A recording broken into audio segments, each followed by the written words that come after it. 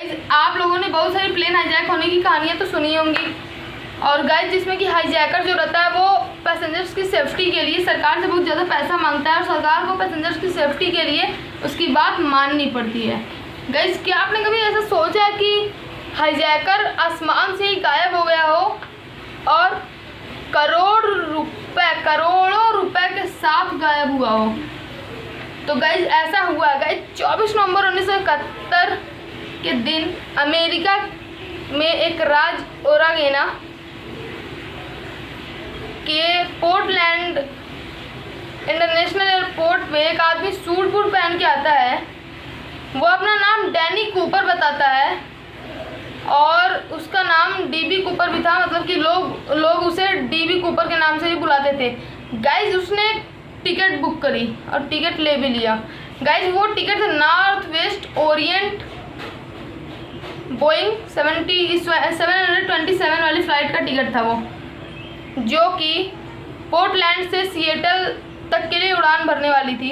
Guys जब वो plane के अंदर गया तो उसको सबसे पीछे वाली सीट मिली और वो अपने बैग के साथ बैठ गया। अपने काले कलर के बैग के साथ बैठ जाता है उस प्लेन में अपनी सीट पे। गाइस जब प्लेन टेक ऑफ करता है तो जो फ्लाइट अटेंडेंट थी, उसके पास एक फ़्लाइट अटेंडेंट थी वहीं खड़ी थी, तो वो उससे बोलता है कि उसने प्लेन को हाईजैक कर लिया है, उसके पास बम है, उसको $2 लाख चाहिए और 4 पैरासूट्स भी चाहिए। तो गाइस उसको पहले मजाक लगता है पर उसने बोला कि मुझे मजाक नहीं चाहिए। गाइस वो अपना बैग खोल के दिखाता है और उसमें बम रहता है। गाइस फ्लाइट अटेंडेंट जो थी उसने पायलट को इसकी खबर दी और आनन फानन में आईटीसी को भी इसकी सूचना मिली और जो हाईजैकर था उसने प्लेन को किसी नज़दीकी एयरपोर्ट पे उतारने की लिए बोला और वहीं सिएटल टैकोमा एयरपोर्ट पे प्लेन को लैंड करा जाता है, जहाँ पे सरकार रहती है और FBI भी रहते हैं। उसने पैसा लिया, पैरासूट लिया और प्लेन के पायलट से बोला कि मैक्सिको की तरफ ले चलो प्लेन को। और जब प्लेन टेक ऑफ करती है मैक्सिको की तरफ तो बीच में जब उसने अच्छा मौसम देखा तो जंप कर गया अपने पैरासूट के साथ।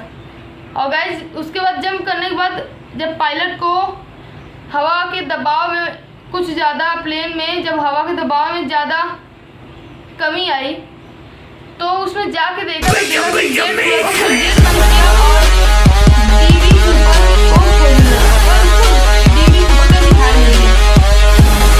ऐसा गायब होगा कि आज तक उसका पता नहीं चला। गाइस लोगों का मानना है कि फ्लाइट में जब रात 8:13 हुए तो वो वहीं पे कूद गया था।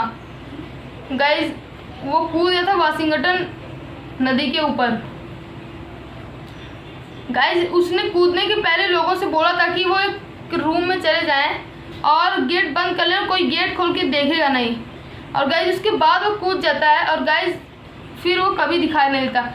उसके बाद गाइस 1980 में वाशिंगटन के कैलिफोर्निया नदी के किनारे एक लड़के को $5800 मिलते हैं और वह सरकार को दे देता है।